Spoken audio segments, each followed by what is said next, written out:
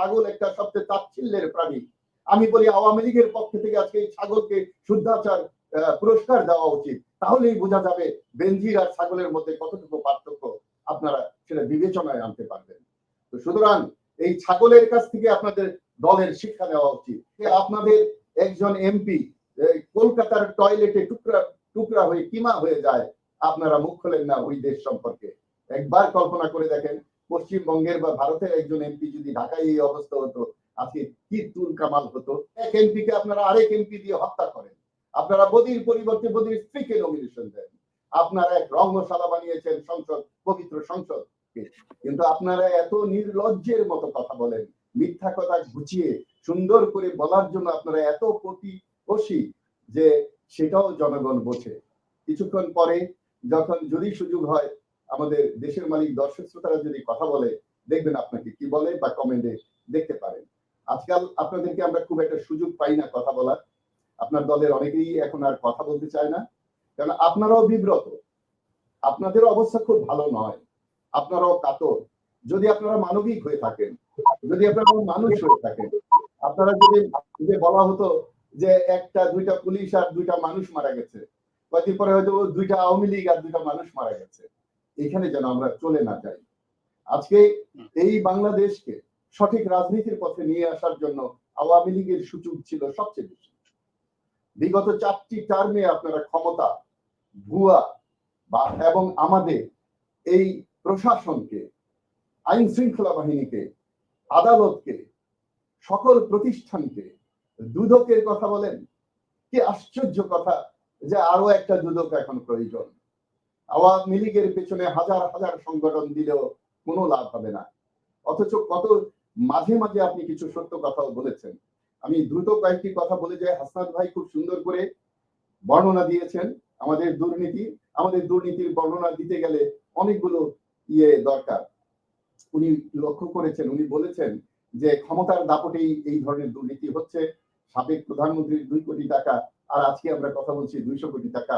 Post অফিসে 55 কোটি চলে যায় একটা ব্রাঞ্চ থেকে, পোস্ট অফিসের টাকা, যেই পোস্ট অফিস ব্রিটিশ আমল থেকেই খুব একটা পবিত্র জায়গা ছিল। সেখানে সরকারের ডাইরেক্ট একটা সম্পর্ক ছিল। গ্রামেগঞ্জে পোস্ট অফিসের একটা রানারকে দেখলে মানুষ সবকিছু একদম অ্যালার্ট হয়ে যেত। যাই হোক, তারপরে উনি বেনজির সাহেবের কথা উল্লেখ করেছেন, কিন্তু ফখরুল চৌধুরী মিলন ভাই টরন্টো থেকে ভুলে গেছেন বাংলাদেশ কিভাবে চলছে, আওয়ামী লীগ কিভাবে চলছে, আওয়ামী লীগের প্রতি মানুষের দৃষ্টিভঙ্গি কি। এবং আপনারা 27টা দলকে গিলে খেয়েছেন, 3টা মানুষকে গিলে খেয়ে ফেলেছেন, শুধু রয়েছে বিরোধী দল। এবং বিরোধী দলকে আপনি বললেন ওরা এখন কোথায়, না তারা বাইরে কেন, ওনারা কেন, যেন আপনারা বোবা, কালা, জ্ঞানহীন, মগজহীন, যে বিরোধী দল বলে দিতে হবে কোথায় আছে দুর্নীতিবাদ, কিভাবে দেশ চালাতে হবে। এত যদি নির্ভরশীল হন বিরোধী দলের উপরই, তাহলে তো আপনারা বিরোধী দলকে ধ্বংস করার কথা বলতেন না। আপনি 75-এর আগে কেন গেলেন না আমি জানি না। এই 73-এ যে ভোট চুরি শুরু হয়েছে সেটা বন্ধ করা যায়নি। দুর্নীতির ক্ষেত্রে আপনার নেতা, আমি অত্যন্ত শ্রদ্ধা করি, বঙ্গবন্ধু বলেছিলেন পাকিস্তান চোরের দল রেখে গেছে, সেখান থেকে চোরের বংশ বৃদ্ধির জন্য যা যা করণীয় আপনারা তা করেছেন। সেই চোর এক সময় ছিল ব্যবসায়ীরা, পরবর্তীতে আপনারা পলিটিশিয়ানদের চোর বানিয়েছেন, চোরদেরকে পলিটিশিয়ান বানিয়েছেন। বদির কথা ভাবেন, আজকে আপনাদের একজন এমপি কলকাতার টয়লেটে টুকরা টুকরা হয়ে কিমা হয়ে যায়, আপনারা মুখ খোলেন না ওই দেশ সম্পর্কে। একবার কল্পনা করে দেখেন, পশ্চিমবঙ্গের বা ভারতের একজন এমপি যদি ঢাকায় এই অবস্থা হতো, আজকে কি তুল কামাল হতো। কি নির্লজ্জ আপনারা, কি অকৃতজ্ঞ আপনারা জাতির কাছে।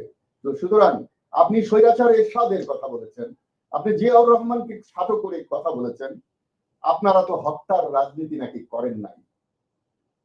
ভাই, আপনার নেতা আমার শ্রদ্ধেয় বঙ্গবন্ধু সংসদে দাঁড়িয়ে বলেছিলেন কোথায় সেই সিরাজ শিকদার। সুতরাং আপনারা যে মিথ্যা বলেন, আপনারা যে ইতিহাস ধ্বংস করেন, বিকৃতি না, ইতিহাসকে আপনারা ব্যবহার করেন। আপনি বলেছেন ইতিহাস থেকে শিক্ষা নিয়ে তারা দুর্নীতি করে। আপনারা দুর্নীতির ইতিহাস তৈরি করেছেন।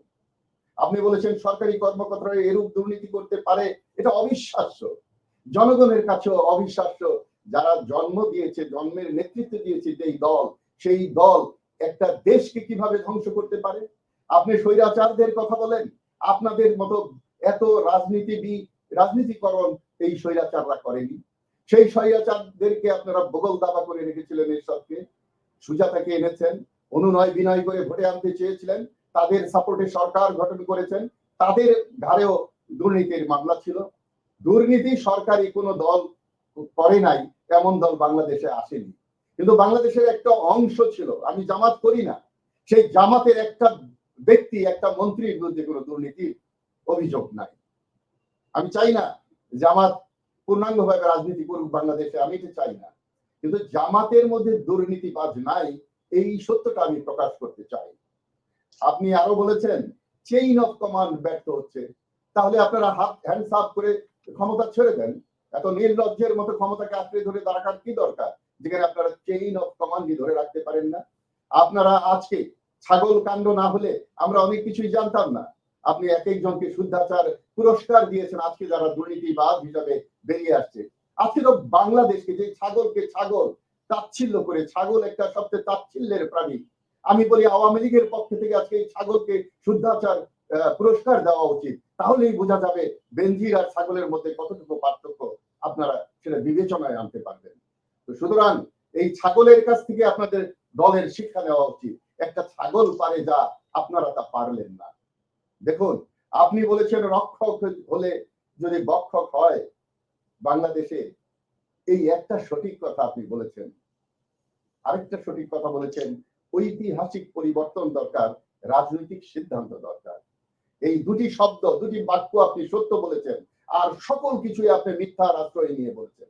আপনি কম্পিটিশন করে দেখাতে চেয়েছেন আরেকটি দল কতটুকু দুর্নীতি করেছে, আপনারা কতটুকু করেছেন, যেন মানুষ খুশি হবে ওদের চেয়ে আপনারা। আপনি এক হাওয়া ভবনের কথা বলেছেন, আপনারা 350 এমপির বাড়িতে এখন হাওয়া ভবন আছে, এক এমপিকে আপনারা আরেক এমপি দিয়ে হত্যা করেন, আপনারা বদির পরিবর্তে বদির স্ত্রীকে নমিনেশন দেন, আপনারা এক রঙ্গশালা বানিয়েছেন সংসদ, পবিত্র সংসদকে, সেখানে কোনো ভালো মানুষ, আজকে দেখেন এক খেলাড়িকে আপনারা এমপি বানিয়েছেন, সে এখন জুয়ার অ্যাড দিচ্ছে, অত্যন্ত দুঃখজনক। এই বাংলাদেশে জুয়ার খেলার জন্য তাকে সরকার কিছু বলছে না, যখন ধরা পড়বে আবার আইনের মধ্যে পড়বে, তখন বলবে যে এই খেলোয়াড়, এই সাকিব আমাদের কেউ না। কেন সাকিবকে বলা যায় না যে জুয়া পরিহার করো? আপনারা একজন এমপিকে সঠিক পথে আনতে পারেন না, আপনারা দেশকে সঠিক পথে আনবেন কিভাবে? আপনি বলেছেন আপনার নেত্রী জিরো টলারেন্স। হ্যাঁ, জিরো টলারেন্স তাদের প্রতি যারা প্রতিবাদ করে, যারা দুর্নীতি বন্ধ করার জন্য কথা বলে, যারা সমালোচনা করে সরকারের গঠনমূলক, তারা। আপনি বলেছেন মেজর আফসারি অনেক আবেগপ্রবণ কথা বলে, আবেগপ্রবণ নয়, আমার অন্তরের ব্যথা নিয়ে কথা বলি। আমি রিফর্মস পার্টি নামে একটা নতুন পার্টি করার চেষ্টা করছি। আজকে বিএনপির ব্যর্থতার জন্য, বিএনপির রাজনৈতিক ব্যর্থতা এবং নেতৃত্বের ব্যর্থতার জন্য আপনাদের বিজয়, এই বিজয় কিন্তু বিজয় নয়। ওই যে বলা হয় না, বাঘ নাই দেশে শিয়াল পণ্ডিত। আজকে বাংলাদেশে রাজনীতি নাই, আজকে বাংলাদেশে ভালো দল নাই, আজকে বাংলাদেশে ভালো নেতৃত্ব নাই বলে আপনারা শ্রীগালের মতো রাজা হয়ে বসে আছেন। সুতরাং আমি আপনাদের বলতে চাই, 200 কোটি টাকা নিয়ে একজন মেয়র যখন পরিবার নিয়ে ভেগে যায়, তারপরে লজ্জায় আপনারা কিভাবে টেলিভিশনের সামনে এসে বড় গলায় চোরের মায়ের মতো চিৎকার করেন, সেটা মানুষ কিন্তু বোঝে। আপনি আমাদের খবরে এসেছে 2 কোটি টাকা পার রাজস্ব ফাঁকি দিয়েও সে পালিয়ে। আমি শেষ করে দিচ্ছি, এটা মিথ্যা। এই 2 কোটি টাকা রাজস্ব ফাঁকি দেওয়াকে পালিয়ে দেওয়ার সুযোগ দেওয়া হয়েছে। সেই মেসেজ, সেই খবর যেদিন বাংলাদেশে প্রকাশ করবে, সেদিন বুঝতে পারবো গণতন্ত্র আছে। আমি খুব দ্রুত শেষ করছি। দুর্নীতির সাথে অনেক কিছু যায় না, দুর্নীতির সাথে গণতন্ত্রের কোনো আপোষ নেই। যে দেশে এইভাবে দুর্নীতি হয়, সেখানে গণতন্ত্র নাই, সাম্য নাই, মানবতা নাই, এমনকি টেকসই স্বাধীনতাও নাই। স্বাধীনতা আজকে হুমকির মুখে। একটি দেশের প্রতি আপনারা নতজানু রাজনীতি করছেন, তারা প্রতিদিন আমাদের মানুষকে হত্যা করছে, গুলি ছুড়ছে, আপনারা তারা ক্ষমতায় থাকার জন্য ক্ষমতার বিনিময়ে সব দিচ্ছেন। আপনাদেরকে ক্ষমতায় রাখার জন্য ভারত সব পাচ্ছে, দেশ কিছু পাচ্ছে না, সেটা খেয়াল করতে হবে। আমি শেষ কথাটি বলতে চাই, এই দুর্নীতির উৎস কি, দুর্নীতি কেন, কিভাবে বন্ধ করা উচিত? এই দুর্নীতির প্রথম কারণ হলো, একটি দল ছাড়া কেউ ব্যবসা করতে পারে না। সকল দলের ব্যবসা করার বাংলাদেশে সুযোগ নাই। এই এক দল ব্যবসা করার কারণেই আজকে সকল ব্যবসায়ী এক দলের এবং দুর্নীতির সূতিকাগার সেখানে। একটি দলের লোক ছাড়া ব্যাংকের কোনো লোন পাওয়া যায় না, একটি বিশেষ দলের লোক ছাড়া সরকারি কোনো কর্মচারী কোনো চাকরি পাওয়া যায় না। আপনি বলেছেন কর্মকর্তারা দুর্নীতিবাদ, শুধু কর্মকর্তা নয়, আপনাদের আমলে ড্রাইভার পিয়নরাও শত শত কোটি টাকা আয় করেছে। সঠিক নির্বাচন না দেওয়া একটি দুর্নীতির মূল কারণ। আপনি সঠিক মূল নির্বাচন দিলেন না, এটা রাজনৈতিক দুর্নীতি। আপনি দেখেন কোন চুক্তি সংসদে আলোচনা হয় না, এমনকি এই গৃহপালিত বিরোধী দলের সাথে আলোচনা না করে আপনারা চুক্তি স্বাক্ষর করেন। 25 বছরের যে গোলামি চুক্তির স্বাক্ষর করা হয়েছিল গোপনে, ঠিক তেমনি ভাবে আপনারা করছেন। সংসদে সঠিকভাবে বিরোধী দল পরিচালনা করার সুযোগ আপনারা দিচ্ছেন না, এটাও দুর্নীতির আরেকটি কারণ। বিরোধী দলকে বিরোধী দলের রাজনৈতিক ব্যর্থতা ও নেতৃত্বের ব্যর্থতা আজকের দুর্নীতির একটা কারণ। সরকারি কর্মকর্তা ও আইন শৃঙ্খলা বাহিনীর সহযোগিতায় ভুয়া নির্বাচনী বৈতরণী পাশ করতে গিয়ে তাদেরকে আপনারা দুর্নীতিবাজ করেছেন। সুতরাং আমি একটি কথাই জনগণকে বলে আমার লাইন এই বারের বক্তব্য শেষ করতে চাই, যে এখন দরকার দেশপ্রেমিক মানুষ। দেশপ্রেমিক হলে কখনো দুর্নীতি করতে পারে না।